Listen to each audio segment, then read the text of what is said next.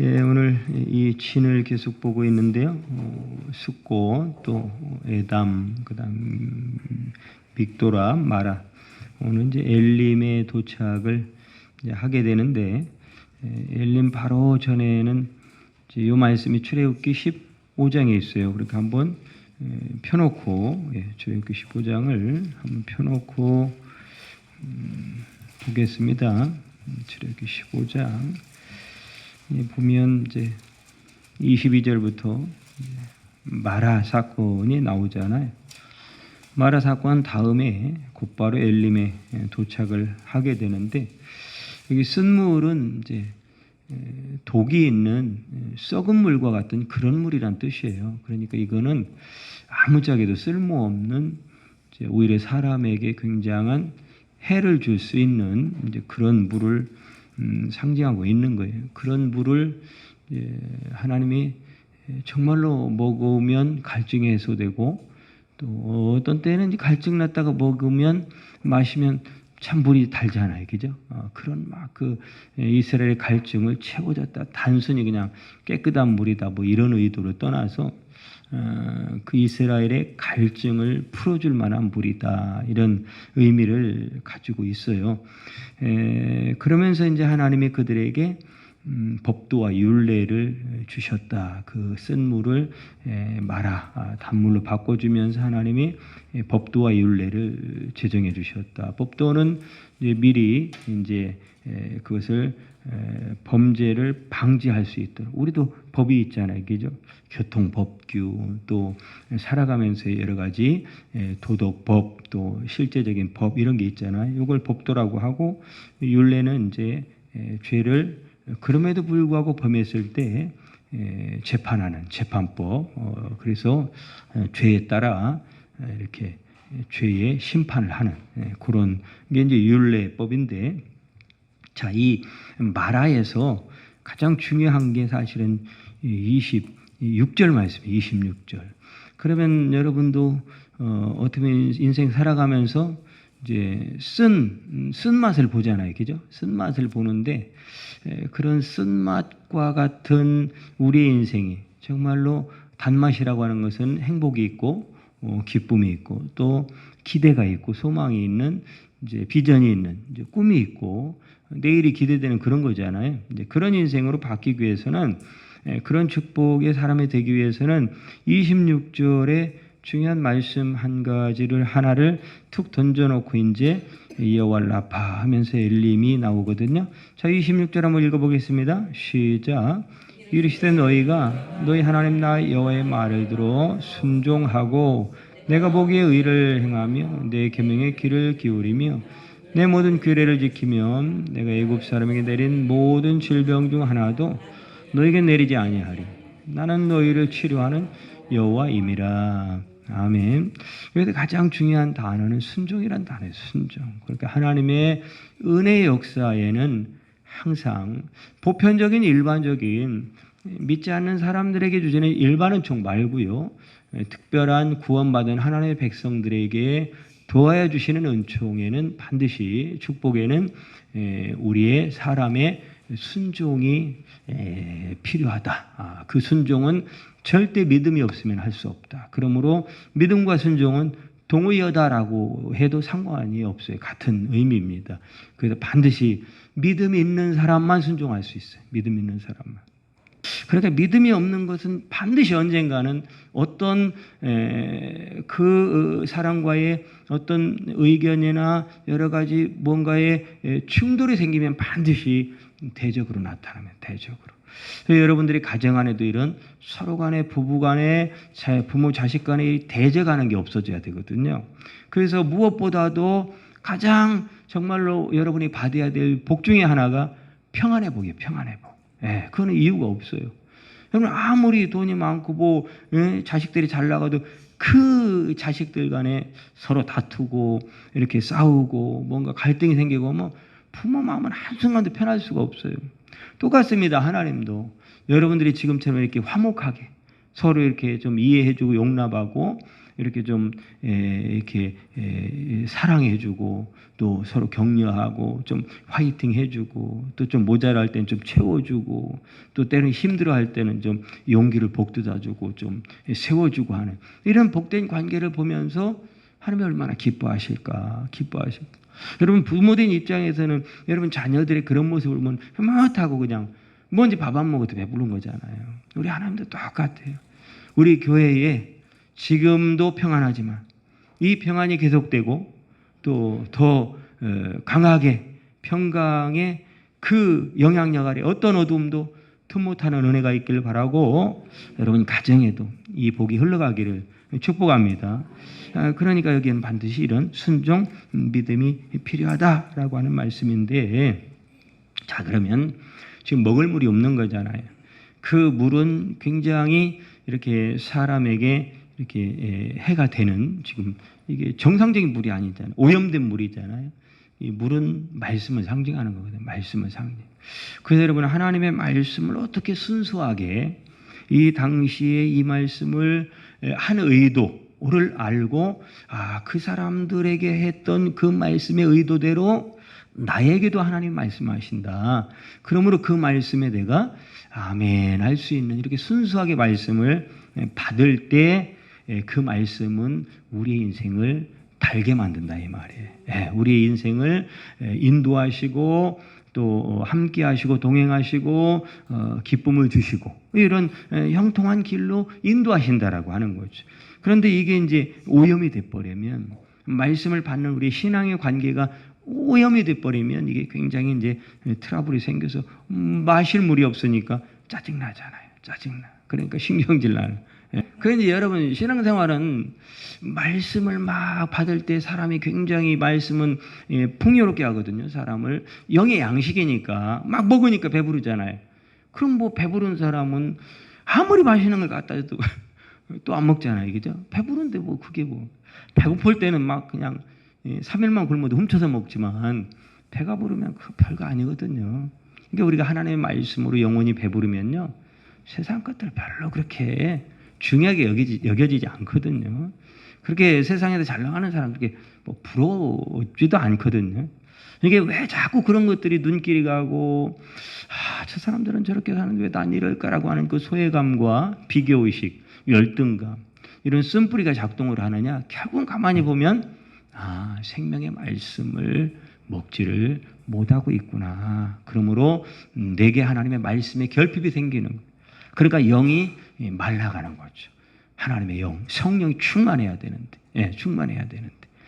그래서 말씀, 복음이 없다. 이런 의도로 이제 마라를 설명을 하고 있는 건데요. 이제 그러면서 이제 나온 이야기가 여호와 라파잖아요. 여호와 라파.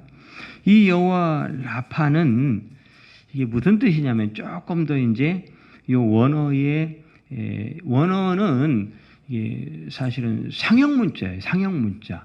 그러니까 글이 없던 시대에는 어떤 이제 뭐 소를 보면서 저게 하나님이다.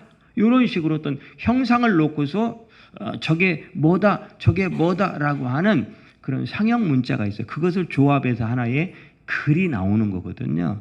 그래서 그것을 뚝뚝뚝뚝 떨어놓으면 그러니까 이제 히브리어에 뭐 이제 알레프다 그러면 알레프 이렇게 세 개의 히브리어 글자가 만나서 알레프라고 하는 하나님이라고 하는 단어가 나오는 거거든요. 그럼 이 하나님이라고 하는 알레프 단어 안에는 요 세 단어가 압축이 되어 있는 거예요. 그 조금 더 깊이 들어가면 굉장히 깊은 이야기를 성경은 하고 있는데 여기까지 들어가면 여러분 머리 아프니까 이제 어느 정도 선에서 이렇게 하는데 가끔은 이런 게 필요해요. 왜냐하면 이 여호와 라파가 무슨 뜻이냐면 하나님이 나타났다 이런 뜻이에요. 하나님이 나타났다. 하나님이 나타나면 치료되죠. 하나님이 나타나면 우리 어른들은 하나님이 자주 나타나셔야 돼. 건강이 이제 좀 자꾸 이제 쇠약해질 때가 됐기 때문에 또 정신도 자꾸 그러면 이제 쇠약해지거든요. 자신감이 자꾸 떨어지고 우리 뭐 어른들뿐만이 아니라 이 시대를 살아가는 사람들이 세상에 굉장히 지쳐 있기 때문에 삶에 정말로 여호와 라파가 필요한 거예요. 여호와 라파 치료하시는 하나님. 하나님이 나타나야 되는 거예요. 내 인생 가운데. 그럼 나타나셨으면 역사가 나타나잖아요. 그럼 무슨 역사가 나타나냐? 여호와 라파는 하나님이 나타나면 반드시 일하신다 이런 뜻이에요. 그래서 여호와라는 뜻이 하나님이 일하시는 하나님 이런 게 여호와라는 뜻이거든요. 그래서 어떤 때는 그냥 하나님이 이러지만 성경의 중간중간에 여호와라고 할 때는 하나님의 강력한 역사가 일어난다 이런 뜻이에요. 강력한 역사가 일어난다. 그러니까 이 여호와라고 하는 하나님이 나타났다. 그거는 무슨 뜻이냐면요.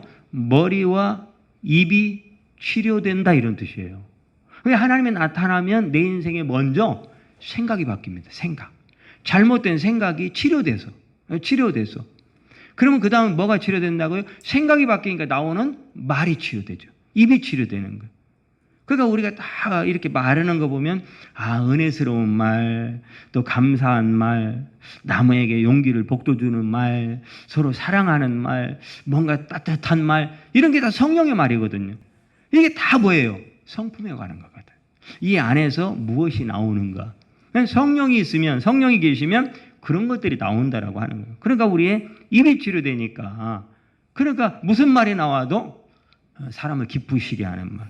뭔 얘기 별거 안 했는데 그냥 웃겨. 그런 사람이 많이 지셔야 돼. 그래서 이 시대에는요, 자꾸 이렇게 웃길 줄 아는 사람을 좋아해요. 웃길 줄 아는 사람. 근데 그게 인위적인 막 웃기는 게 아니라 성령이 충만하면 그냥 사람을 웃게 만든다 이 말이에요. 웃게 만든다. 하나님이 나를 웃게 했다. 나오미가 마라의 자기 인생을 나오미라. 근데 하나님이 나를 웃게 하셨다라는 거잖아요. 하나님 만난 거죠. 여호와 하나님, 여호와 라파의 하나님을 만난 거예요. 그러니까 머리와 입이 치료되는 거죠. 네, 우리가 세상에 노출되어 있는, 세상 문화에 찌들어 있는 우리의 머리와 입이 치유되니까. 그러면 여러분, 우리의 육신도 치료를 받아요. 그러므로 이 여호와 라파라는 어느 한 부분이 아니라 우리의 전인적인 모든 것을 치료하는 하나님, 그분이 내 인생 가운데 나타나면 이와 같은 놀라운 우리의 연약함들이 다 치료받고 하나님의 형상으로 회복된다 이 말이에요. 회복된다. 네. 그러니까 나오미가 그 얘기를 하는 거예요. 마라, 자기의 인생을 마라라고 했잖아요. 나오미가 나중에 이제 그 남편 죽고 두 아들 죽고 이제 여자들만 남았네요. 그런데 1장 10절인가 보면 베들레헴에서 하나님이 자기 백성을 돌보셨다라고 하는 말씀이 나와요. 돌보셨다. 그럼 이 나오미가 어떻게 이 베들레헴으로 돌아오게 되었냐면 하나님이 룻기 1장 6절에 보면 왜 베들레헴에서 자기 백성을 돌봤다라는 이 이야기가 그동안 10년 동안 안 들려왔는데 자기 귀에 안 들려왔는데 그 베들레헴에서 그 소식이 들려오느냐 1장 6절에 보면 하나님께서 권고하셨다. 그리고 권고하셨다. 이 권고했다는 얘기가 나오미의 인생 가운데 하나님이 나타나셨다 이런 뜻이에요. 권고란 단어가 나타나셨다. 하나님만 나타나면 끝나는 거예요. 문제는 우리가 하나님이 없는 거. 하나님. 내 심령 안에 성령이 안 계시고 성령 일하시지 않는 거예요. 그래서 하나님이 나타나셨다. 방문하셨다. 그래서 자기 인생이 쓴 인생이었군요. 그 얘기는 나는 뭘 해도 안 되는 인생이군요. 나는 누군가에게 좋은 것을 줄 수 없는 애초에 잘못된 인생이군요. 요거를 깨달은 거예요. 치료는요. 나의 병명을 아는 순간부터 치료가 시작됩니다. 아니 병명도 모르는데 막 약을 쓸 수는 없는 거잖아요. 그러니까 내가 하나님 앞에 얼마나 아무것도 할 수 없는 난 주님이 내 인생 가운데 동행해 주지 않고 함께 해주고 나를 도와주지 않으면 나는 아무것도 할 수 없는 인생입니다라고 하는 것을 깨닫는데 너무 오랜 시간이 걸리는 거예요. 그것을 깨닫는데 이 나오미는 남편 주고 두 아들 주고 다 망했잖아요. 10년 동안에 다 망해버렸거든요. 아무것도 할 수 없는 거예요. 그때 비로소 내 인생은 쓴 인생이구나. 내 인생 자체가 아무것도 할 수 없는 인생이구나. 나는 뭘 해도 안 되는 인생이구나. 그러므로 누구를 보기 시작한 거예요? 베들레헴 떡집 하나님의 말씀이 풍성했던 그때를 기억하는 거. 그런데 마침 그곳에서 하나님이 자기의 백성들 이스라엘을 돌보셨다. 지키시고 인도하시고 풍성케 하셨다라는 이야기를 듣기 시작하는 거. 말씀이 그냥 들리는 게 아니에요, 여러분. 막 듣고 싶다고 들리는 게 아니에요. 정말로 하나님을 사랑하는 자가. 그리고 나는 하나님의 사랑이 필요한 자라고 하는 것을 느끼고 깨닫는 사람이 하나님의 말씀에 귀를 기울이기 시작하거든요. 그때 놀라운 하나님이 내 인생 가운데 찾아오셔서 만져주시면서 내 인생에 나타나는, 일하시는 거예요. 치료하시는 거예요. 내 생각을 치료하고 입을 치료해서 내 인생 전체를 치료하시는 거예요. 그래서 이제 루시 여러분, 그 보아스의 그 베들레헴으로 가서 하는 일이 결국은, 아니 좋은 하나님의 백성들을 돌봤다는 소식을 들었는데 가서, 그러면 뭔가 자기를 막 맞아주고 막 거기 있는 사람들이 도와주고 해야 되는, 그게 아니라 말 그대로 이삭 줍는 인생이 여전히 진행이 되는 거예요. 이삭 줍는 인생. 그러니까 그 보아스에 나중에 우연히 하다 보니까 그게 보아스의 밭이었거든요. 이삭을 주었다. 이게 이삭을 주었다. 이삭을 주어서 먹은 거죠. 쉽게 말하면 그 당시에는 가난한 자, 고아, 과부에게 이렇게 가져다 먹을 수 있도록 이렇게 밭에다가 뿌려놨거든요. 조금 다 거두지 않았거든요. 그게 이제 일상적인 그들의 그냥 통용되는 법이었어요. 누구든지가. 그런데 이제 여기서 이제 그 이삭을 주었다라고 하는 그 말이 무슨 뜻이냐면 만나를 거두었다 이런 뜻이에요. 그러니까 본인은 이삭을 줍는 것 같은데 지금 영적으로는요 하나님이 내려주시는 만나를 먹고 있는 거예요. 그러니 그 인생이 되겠어요? 되겠어요? 되죠. 되잖아요. 그러니까 결국은 하필 간 밭이 보아스의 밭이야. 그리고 그는 친족이야. 이게 기업 물을 자, 그 남편의 역할을 해줄 사람, 그 인생을 책임져 줄 사람을 기업 물을 자라고 하는, 이거는 친족의 순번이 있어요. 친족에 가까운 순번이 있어. 첫 번째 순번이 있었는데 너 나 못하겠다라는 거야. 왜? 자기 재산 축날까 봐. 근데 보아스가 그럼 확인하고서 너 알았어 그럼 내가 할게 하고서 이 룻의 인생을 책임지기 시작하는 거거든요.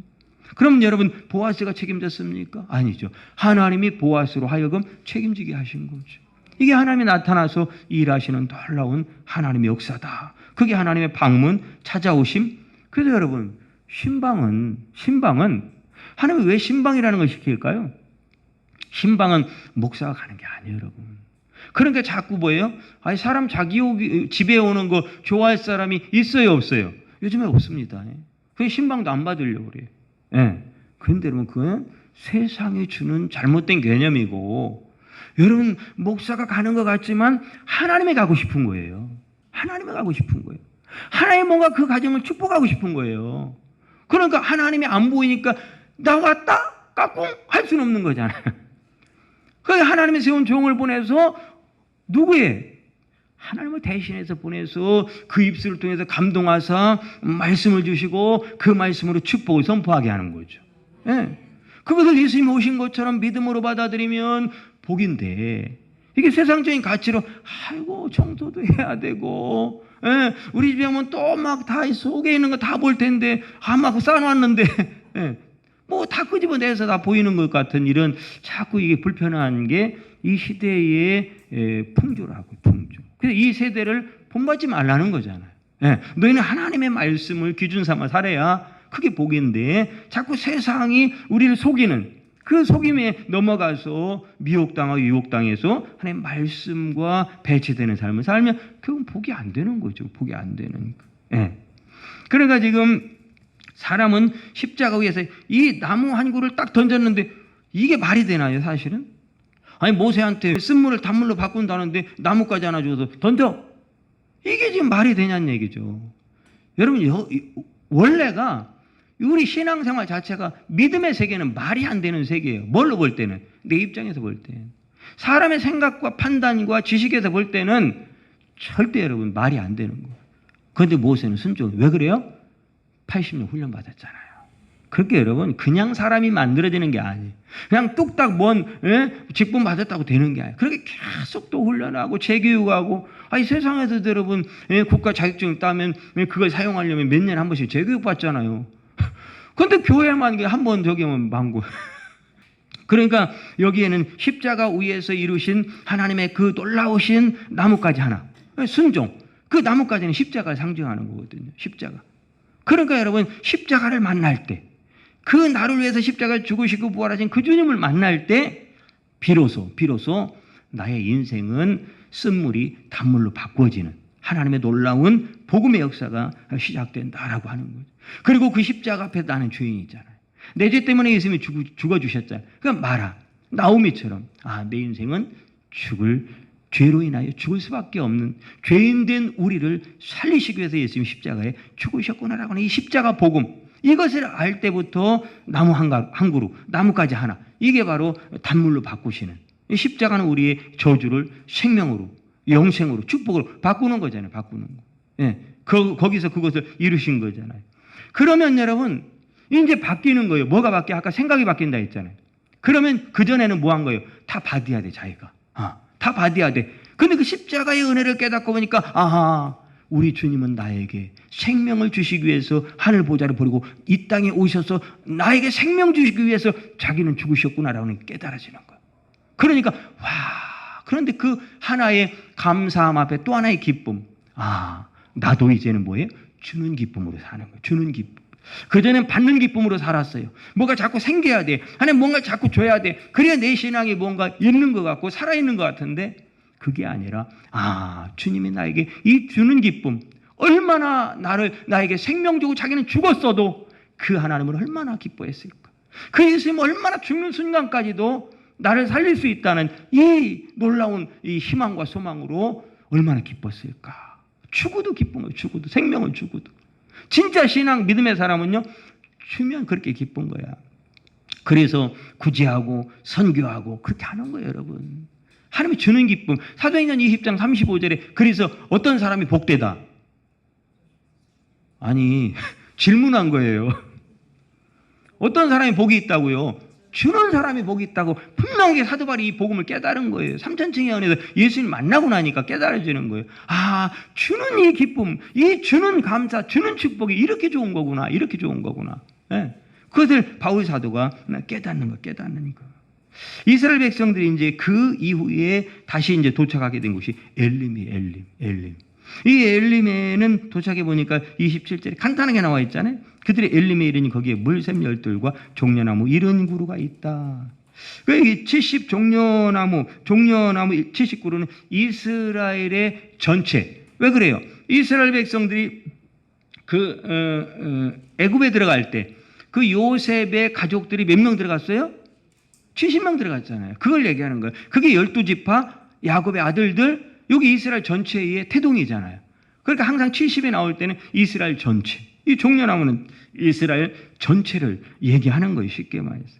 근데 이 종려나무는 이제 대추야자 열매를 이제 이게 내는 나무예요. 대추야자 열매를 내는. 그러니까 이게 많은 열매를 제공해 주는 나무거든요. 열매. 그래서 예수님도 그 예루살렘 성전에 들어갔다 나오실 때 저주하고서 나올 때 다 말라버렸잖아요. 뭐가 없었어요? 열매가 없는 거예요. 열매가. 그 무화과 나무는 말 그대로 또 종려나무, 무화과 나무 다 이스라엘 상징하는 거거든요. 그래 이스라엘이 뭐가 없는 거예요? 열매가 없는 거예요. 열매. 그 열매는 누구세요? 나는 생명나무라. 그러니까 문제는 뭐 열매가 없다는 얘기는 생명나무에 붙어있지 않다라는 거예요. 그러니까 그 열매가 없다는 얘기는 누가 없다는 얘기예요? 예수님이 없다라는 거죠. 이스라엘 백성들 안에, 마음 안에, 성전 안에 예수가 없는 거예요. 예수가 없는 인생은 뭐예요? 말라 비틀어지죠. 그게 뭐예요? 저주한 거죠. 그러니까 어떻게 됐어요? 말라 비틀어졌잖아요. 결국은 이스라엘이 예수 없으면 말라 비틀어 죽는다는 거거든요. 우리 인생에 예수님 생명 없으면 어떻게 돼요? 죽는 거죠. 뭐. 이 세상에다 아무리 잘 산다고 사는 게 아니에요, 여러분. 생명 없는 거예요. 생명 없는 거. 영생이 없는 것이. 그를 상징하고 있는 거예요. 그럼 이 종려나무는 무슨 뜻이냐면요. 종려나무 70그루 70그루잖아요. 이 종려나무는 똑바로 세운다 이런 뜻이에요. 이제 본격적으로 하나님이 이스라엘을 세워가기 시작할 것이다. 여기서부터 이제 시작이 되는 거예요. 이제 훈련이 들어가는 훈련. 그래서 광야는 뭐예요? 훈련학교. 학교예요, 학교. 신앙학교. 그러니까 이제 하나님의 사람으로 만들어 본격적으로부터 이 엘림에서부터 시작을 하겠다. 이 얘기를 지금 하고 있는 거거든요. 이 얘기를. 그 똑바로 세워가는 하나님의 놀라운 섭리가 있는 거지. 그러니까 여러분 우리도 하나님의 일꾼으로 세워가는. 그럼 반드시 뭐가 있어야 돼요? 엘림의 은혜가 있어야 돼요. 엘림의 은혜. 이 엘림의 은혜는 뭐예요, 사실? 뒤에 또 나와요. 똑바로 세워야. 이 엘림이 무슨 뜻이냐면요. 권세 있는 자 이런 뜻이에요. 그러면 여러분 어디서 많이 들었죠? 제가 많이 했는데. 엘림, 권세 있는 자. 처음 들어보나? 또 지난 거니까. 여러분, 아브라함이 이삭을 드리기 위해서 모리아산에 올라갔을 때 그 이삭을 제물로 딱 드리려고 칼로 내려치는 순간에 아브라함아 아브라함아 하면서 준비하신 게 뭐였어요? 순양. 이 순양이 권세 있는 자란 뜻이에요. 바로 예수 그리스도가 준비되어 있죠. 제물로. 네. 그래서 이삭을 살리는 거죠. 그리고 우리에게 기쁨 주시는 거잖아요. 다시금 아브라함의 인생에 기쁨을 주시는 거잖아요. 네. 이게 바로 엘림이 바로 그 권세 있는 자, 바로 예수 그리스도를 상징하는 거. 그리스도를. 그 일꾼은 하나님의 일꾼으로 이제 똑바로 세워간다는 거잖아요. 하나님의 백성으로, 하나님의 사람으로, 믿음의 사람으로 세워간다는 거잖아요. 반드시 누구 만나야 된다? 예수 만나야 된다. 예수 만나야 된다. 여러분, 방주를 다 짓고 방주에 들어갈 때 그 사람이 노아의 8 식구가 들어가고 짐승들도 들어갔다 안 들어갔다? 들어갔죠. 짐승이 들어갔다가 나왔잖아요. 얼마 후에요? 방주에서 살은 인생이 몇 년이에요? 1년 13일이에요. 1년 13일. 방주에서 살았던 시간이 1년 13일.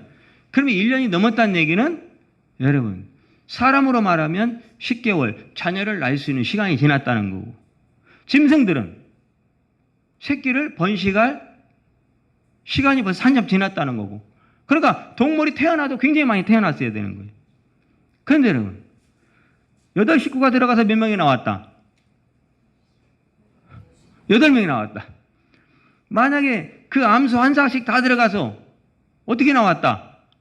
번식에서 나왔다? 그대로 나왔다? 그대로 나왔어요. 아니 벌써 1년 10일이, 13일이 지났다니까요. 여러분, 구원은 변치 않는다 이 말이에요. 하나님의 작정한 구원받을 백성들은 변하지 않아요. 하나님이 한번 선택하면요, 하나님의 자녀였다가 아니었다 이러진 않아요. 네. 나중에 보니까 하나님이 선택한 자녀가 아니었네 라고는 우리가 판단할 수 있지만, 그러나 하나님의 선택하심은 후회가 없으시고 변함이 없으세요. 저와 여러분 하나님의 자녀입니다. 천국 백성입니다. 흔들리지 마세요. 내 삶이 조금은 무뎌질 수 있고 넘어질 수 있고 부족할 수 있고 연약할 수 있어요. 그러나 여러분, 그렇다고 해서 구원이 취소되지 않아요. 반드시 여러분, 천국 그 문에 이를 때는 하나님의 형상으로 나를 바라보시고 받아주시는 거거든. 내 안에 계신 예수 그리스도 때문에 받아주는 거지, 내가 여러분 삶이 뭐 의롭고 그래서 그런 게 아니에요. 의인 대신 예수님 바라보면서 나를 의롭다 하시고 받아주시는 거지. 천국 문을 열어주시는 거지. 그러니까 이런 부분에 흔들리지 말라라고 하는 거예요. 이게 들어갔던 사람 그대로 나와요. 그런데 여러분, 또 하나 보면 7장 15절일 거예요. 그 짐승들이 들어가는데 종류대로, 각기 종류대로 들어갔다. 네, 새도 들어가고 짐승도 들어가는데 다 종류대로, 새도 종류대로, 그 종류대로, 짐승도 또 그 종류대로. 근데 8장 19절에 보면 다시 나와요. 그때도 꼭 또 종류대로 나왔다고 그래요. 이 단어를 들어가기 전과 들어간 후에 같이 써요. 이게 무슨 뜻이냐면, 그런 단어가 달라요. 단어가. 원문이. 종류되는데 원문에는 다른 단어를 썼다 이 말이에요. 그러니까 방주는 예수 그리스도를 예표하는 거잖아요. 그러니까 예수 그리스도를 통과하고 나온 사람과 들어가기 전의 사람과 다르다 이 말이에요. 그래서 들어가기 전에는 이 종류대로가요, 무슨 뜻이냐면 거짓말한다 뜻이에요. 거짓말한다. 거짓말하는 게 무슨 뜻이에요? 신약적인 용어로는 사탄이에요. 사탄. 사탄이 거짓말하는 자라고 그랬잖아요. 그죠? 속이는 자, 거짓말해. 이게 사탄이라고, 마귀라고요. 마귀라는 뜻 자체가. 그러니까 여러분, 그 예수님 방주에 들어가기 전에 우리의 모습이 다 사탄의 노예로 저주받을 인생, 죽을 인생이었다고요. 그냥 나올 때 그 종류대로는 단어가 달라요. 샤파라고 하는 단어를 쓰는데, 여러분 그게 뭐냐면 발가벗기다. 완전히 죄가 벗겨진, 하나님의 구원받은, 하나님의 의가 입혀진, 누구를 통과했으니까? 살아계신 예수 그리스도를 만났으니까.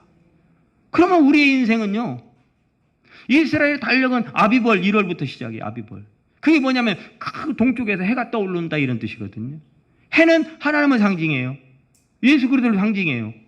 그러니까 그 이스라엘의 인생은 예수를 만나면서 시작이 된다 이 말이에요. 네. 놀라운 축복에 진리가 숨겨져 있는 거거든요. 그러니까 우리의 신앙생활도 일꾼으로 세워지기 위해서는 똑바로 하나님의 자녀로, 하나님의 백성으로 세워지기 위해서는, 지도자로 세워지기 위해서는 반드시 누구를 만나야 된다? 그렇죠. 예수 그리스도를 만나야 된다. 그러니까 여러분들 지금 비택자 교육 다니는 것도 공부하러 다니는 거 아니에요. 그걸 통해서 뭐 이 사람은 잘 가르치고 저 사람은 못 가르치고 누구 뭐 평가하러 다니는 거 아니에요. 그걸 배우면서 그 속에 들어있는 예수 그리스도를 만나야 되는 거예요. 예수 그리스도를. 주께서 나에게 하시는 말씀을 들어야 되는 거지. 사람이 하는 말을 잘 말씀에 해석을 해서 예수님이 나에게 하시는 말씀이다, 이렇게 들어야 된다, 그 말이죠.